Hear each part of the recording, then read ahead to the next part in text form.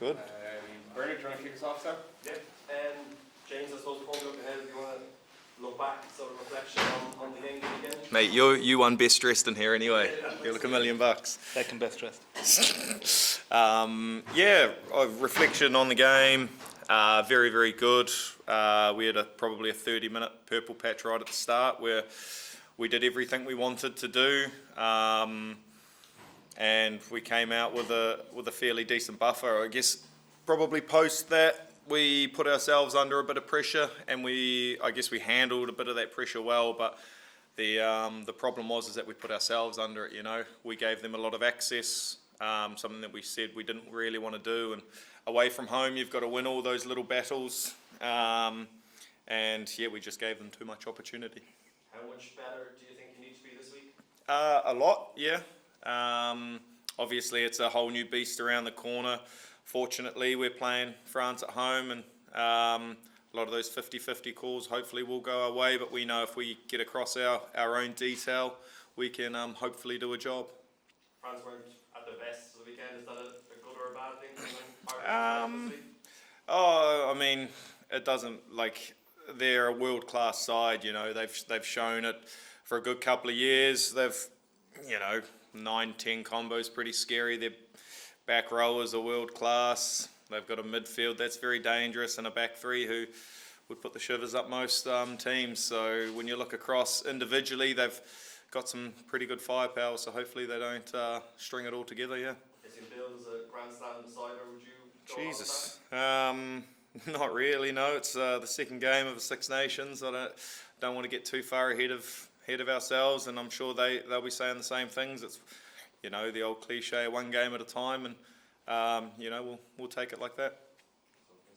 James, Andy mentioned after the match at the weekend just about a new resilience, I suppose, in this side, where dealing with late injuries, the bus being late, whatever, being able to roll with the punches. Is that something you kind of see in the squad? Yeah, you just got to take the good with the bad, and it was obviously heartbreaking for the likes of Jamo and Tig during the week as well, being ruled out, and obviously Churchy. But the boys who were brought in to replace them played outstanding, and they did exactly what was needed of them in a very testing situation away from home and against Wales. So we were happy with how the boys fronted. There was no backward steps by any means, no.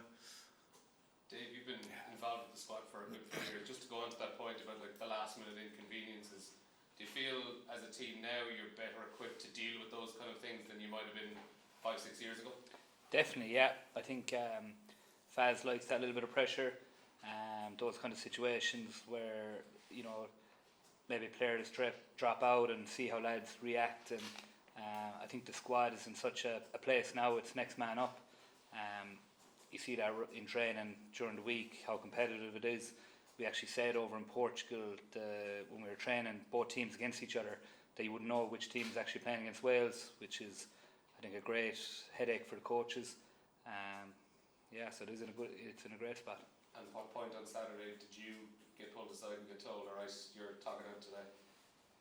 It wasn't until the morning of the game, but Paulie on the way out in the elevator just said, "Be ready, kid," and he's as he does. But I knew I prepared all week as if I was being involved, so I was just ready to go.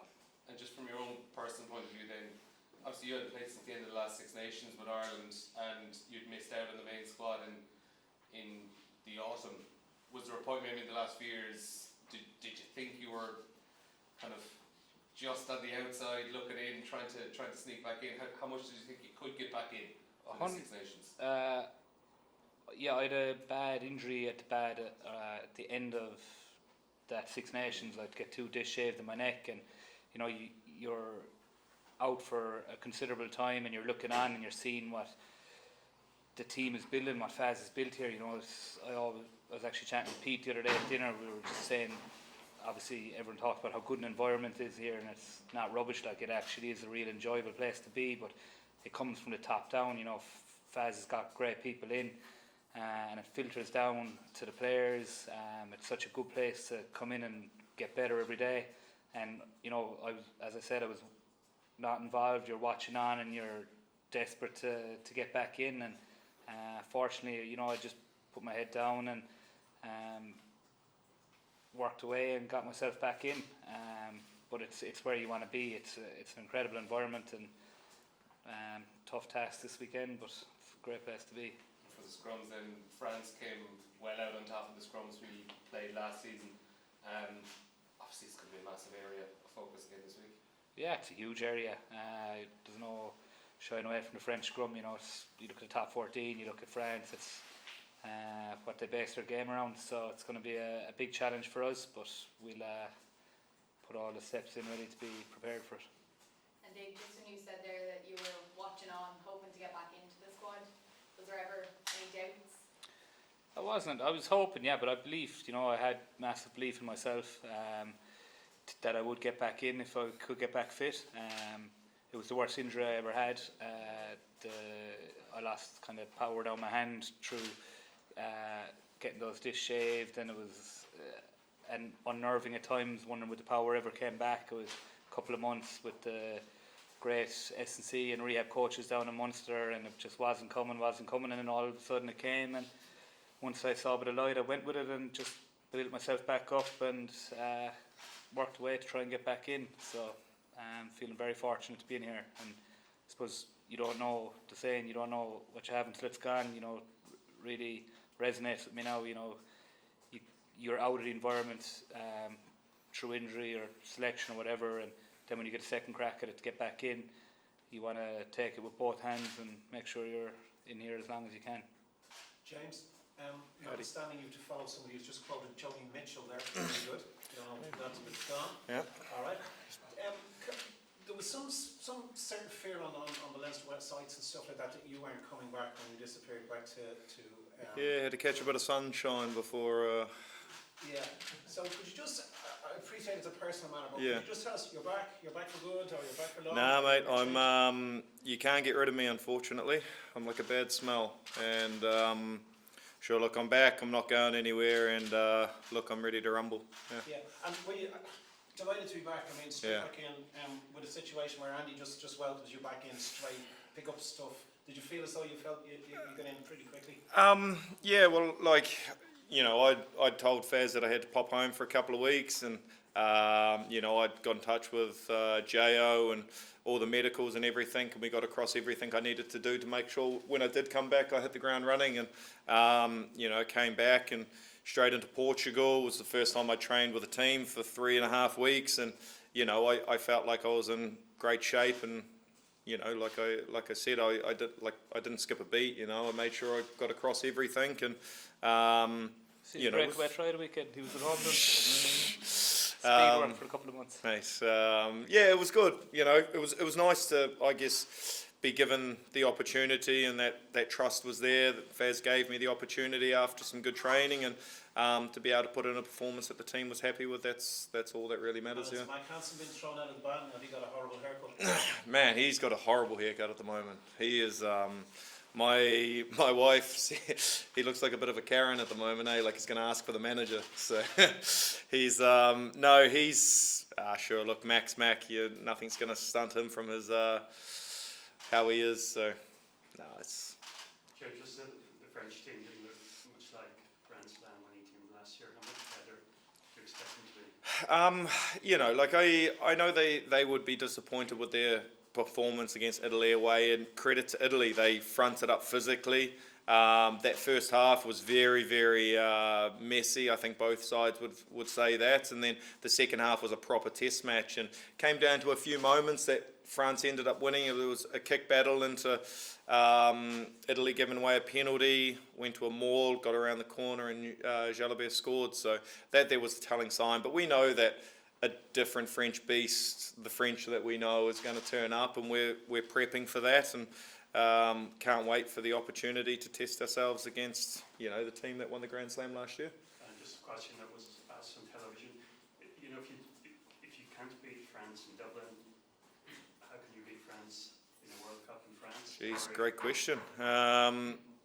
Look, we're one game at a time, you know, and this is the opportunity we do get. We you know, last year away from home probably gave them a few too many easy points in the first half, fought back in the second, but we weren't quite there. I think we're a different team now compared to where we were 12 months ago, and we're going to go out there and give it a good crack. And sure, look, if they beat us and the better team wins, that's what happens. It's rugby, it's sport, and you know, we're going to leave no stone unturned to make sure that we turn up in the best shape that we can. Any relevance between this week and what happens next September? No, it's still a long time, but obviously you want to keep building and hold on to momentum for as long as you can, because I think we're in a good place, and if we can keep building and getting better, why wouldn't we? Yeah.